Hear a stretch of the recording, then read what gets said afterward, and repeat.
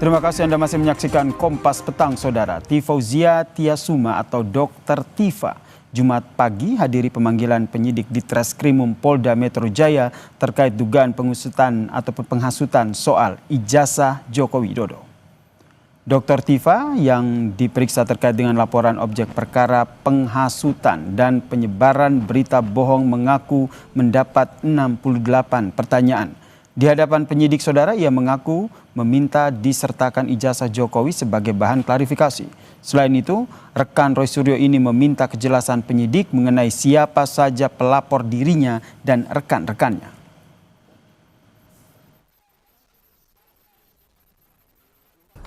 Tidak bicara substansi, saya masih bicara prosedur. Karena ini kan undangan klarifikasi.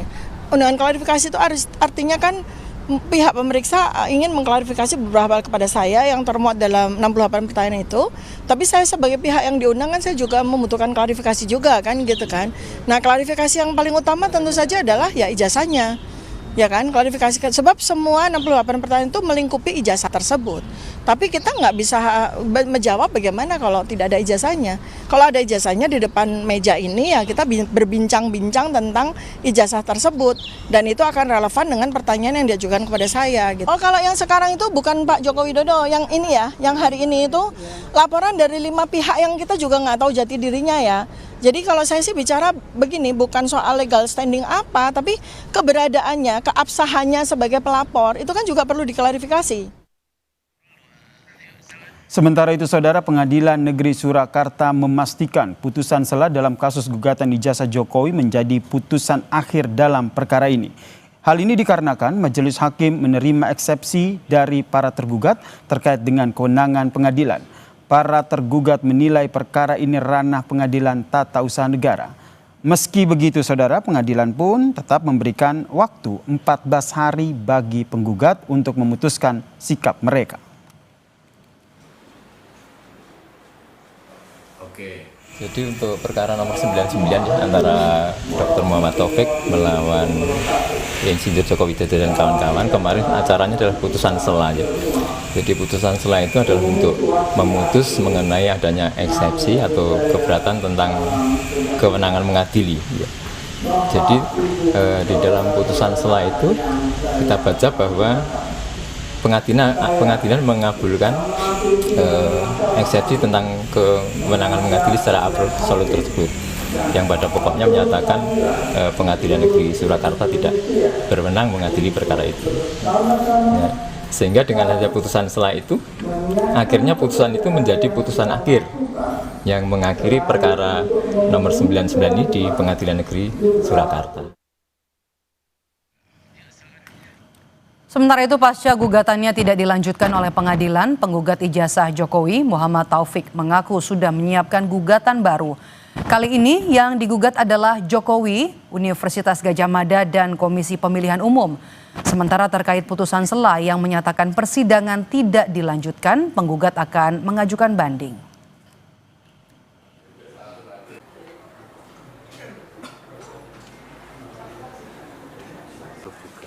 Atas 3 bunyi putusan itu, saya menyatakan yang pertama itu bukan kiamat, ya. Yang kedua pasti kami ajukan banding, dan yang ketiga, ya, saya ingin sampaikan berarti sampai hari ini ada semacam skenario tidak akan pernah membawa ijazah dari tergugat, ya. Dalam hal ini tergugat satu mantan presiden ke-7 Joko Widodo itu ke pengadilan. Jadi skenarionya itu tidak akan pernah dibawa ke pengadilan sampai sampai kapanpun. Tetapi sebagai orang yang berpengetahuan, saya tidak akan patah semangat. Patah kita ini bukan kiamat. Dan satu kabar barunya, saya akan mengajukan satu gugatan baru, tetapi tergugatnya hanya 3. 1 Jokowi, 2 kemudian adalah KPUD Surakarta, dan yang ketiga UGM. Dan kami untuk gugatan ini punya bukti yang kuat.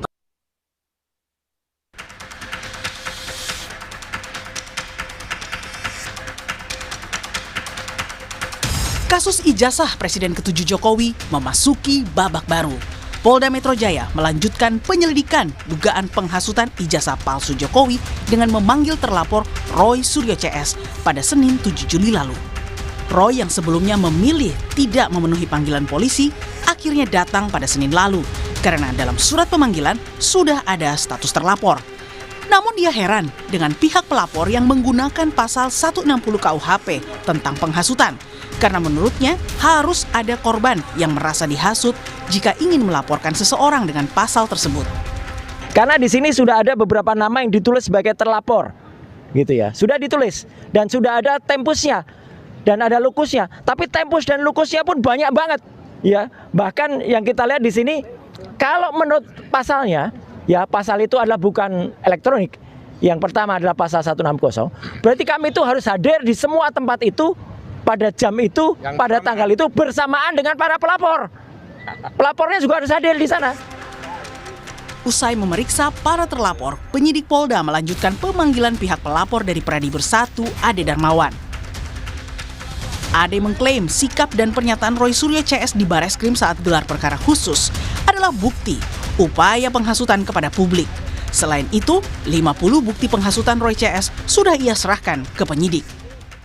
Datang seolah-olah menuduh Pak Insinyur Joko Widodo memiliki jasa palsu. Inilah yang timbul dari hasil kerja keras Roy Suryo menghasut bangsa ini. Pasti banyak, kok saya sudah 50, itu banyak banget. Dan alat bukti video itu sudah terlalu banyak. Kalau dia habis diperiksa Roy Suryo CS, kemudian ada pemanggilan lagi terhadap pelapor, itu tanda-tandanya selamat sebentar lagi naik. Pemanggilan klarifikasi para pihak ini merupakan buntut dari pelimpahan 5 laporan di beberapa Polres di wilayah Jakarta, Bekasi, dan Depok. Roy CS dilaporkan dengan pasal penyebaran ujaran kebencian dan permusuhan berdasarkan SARA, penyebaran informasi bohong, dan pasal 160 KUHP tentang tindak pidana penghasutan. Tim Liputan, Kompas TV.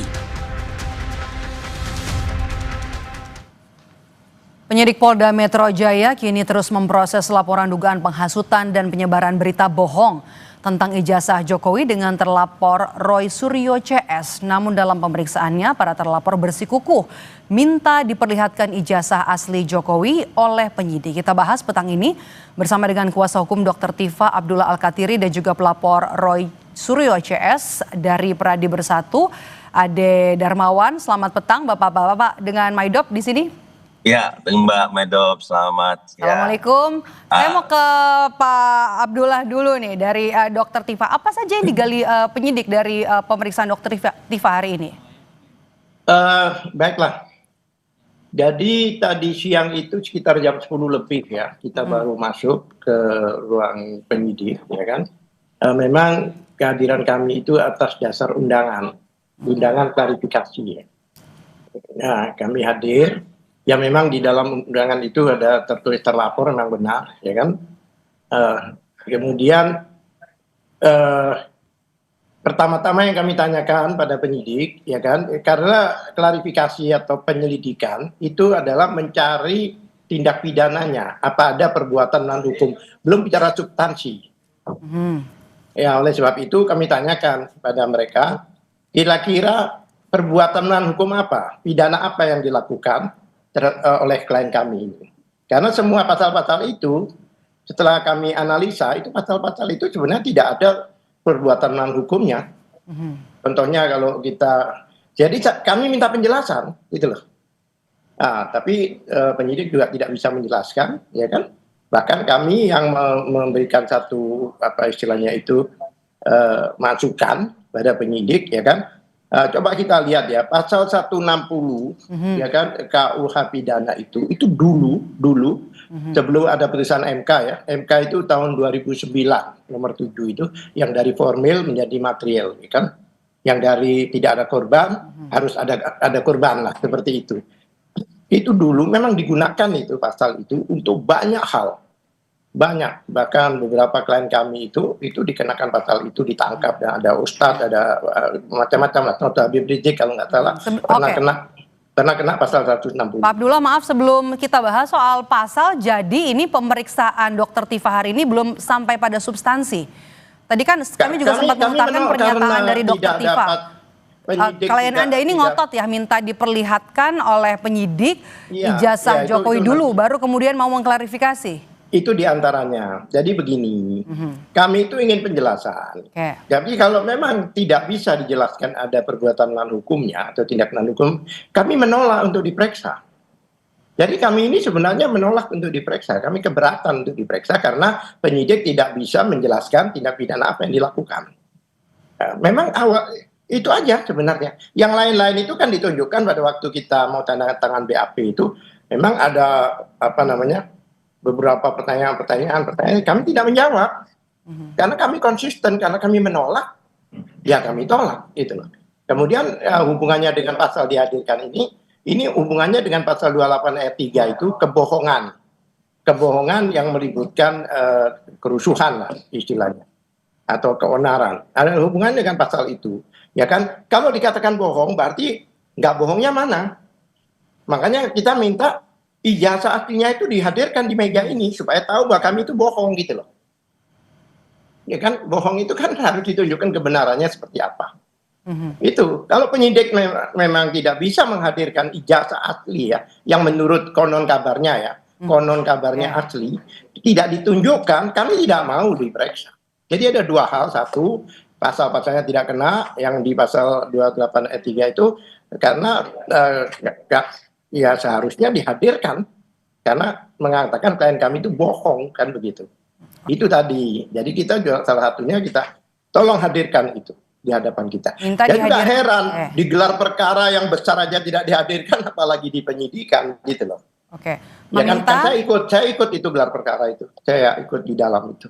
Oke, meminta menghadirkan atau diperlihatkan ijazah Jokowi baru mau proses klarifikasi. Tanggapan Anda, komentar Anda, Bung Ade? Ya, jadi Mbak Dov, saya sudah mendengarkan dari Bang Al-Katiri. Jadi gini Mbak, kalau terkait klarifikasi undangan itu, ya bahwa kemudian mau memberikan satu pernyataan atau tidak menjawab itu hak dari klien saudara Al-Katiri. Namun perlu saya sampaikan di sini bahwa dengan tidak menjawab itu larinya nanti itu bahwa akan timbul lagi analisa penyidik yang berbeda nantinya bahwa itu tidak kooperatif.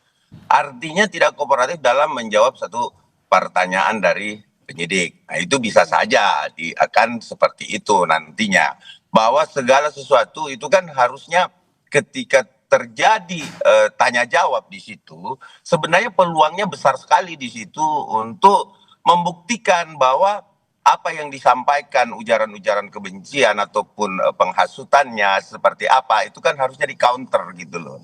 Tidak, karena kalau tidak dijawab justru itu akan menimbulkan masalah baru, artinya tidak kooperatif dalam pemeriksaan. Itu bisa saja. Tapi itu kembali kepada hak dari Dr. Tifa ya, bahwa dia tidak mau menjawab, tidak sesuai dengan aturan, dan perlu diketahui bahwa kemudian ayat 28 pasal 28 ayat 2 yang kami laporkan itu bahwa di situ di dalam frasa sebenarnya ya, saya bisa bacakan sedikit di sini kalau kita berbicara terkait putusan nomor 105 PUU 22/2024 itu jelas dikatakan itu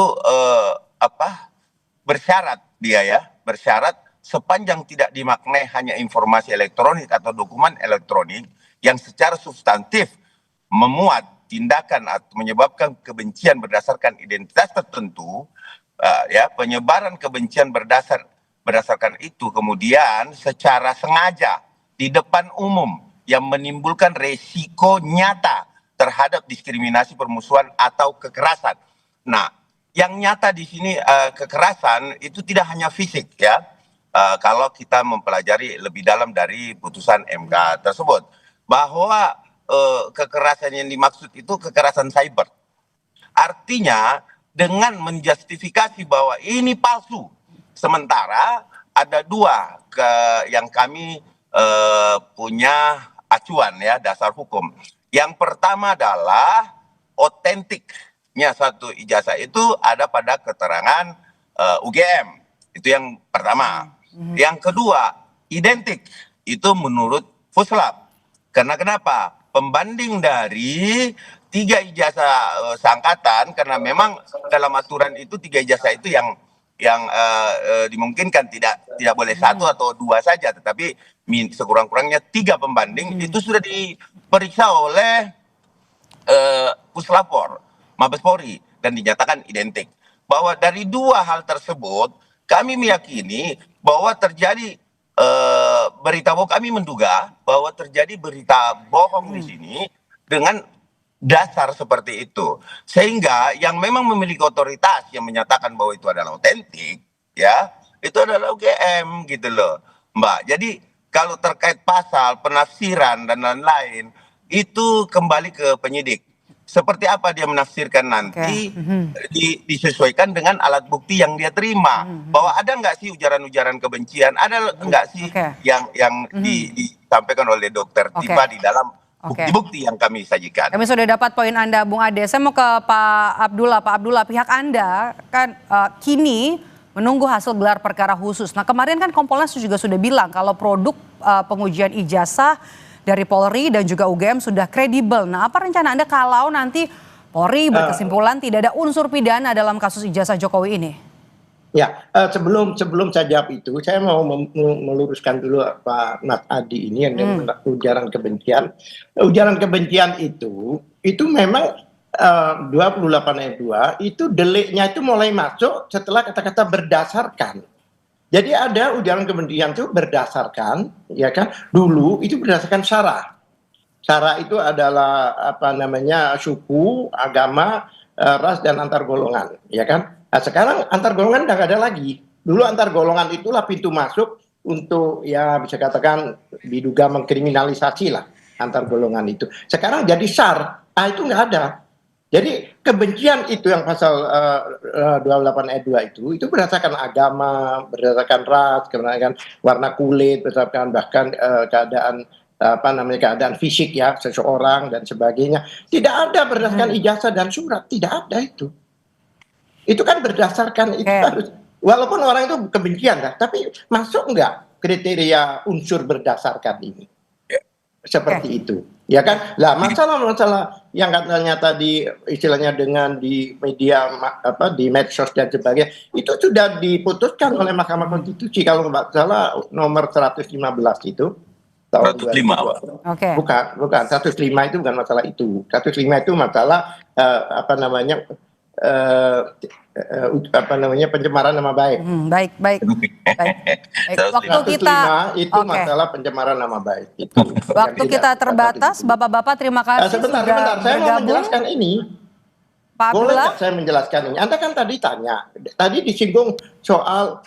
Singkat. Rencana Anda jika nanti Polri berkesimpulan tidak ada unsur pidana dalam kasus ijazah Jokowi? Kami tidak bisa terima hasil gelar perkara kemarin. Sedangkan Kompolnas itu kan seperti ini kan Kompolnas ini kan Hoirul Anam kalau nggak salah sebelumnya itu kan dari Komnas HAM. Ingat nggak kilometer 50 itu? Dia copy paste semua keterangan polisi. Ini juga demikian. Kalau dia fair, dia jelaskan juga dong keterangan kita. Kita bukan keterangan sepihak kepolisian saja. Makanya saya tidak sependapat, bahkan saya tantang, ayo kita berdialog di TV. Gitu loh. Baik. Terima kasih sudah. Waktu kita terbatas, Bapak-bapak terima kasih sudah bergabung bersama kami. Kuasa hukum Dr. Tifa Abdullah Al-Katiri dan juga dari Pradi Bersatu, Ade Darmawan sudah bergabung bersama kami di Kompas Petang. Sehat selalu Bapak-bapak.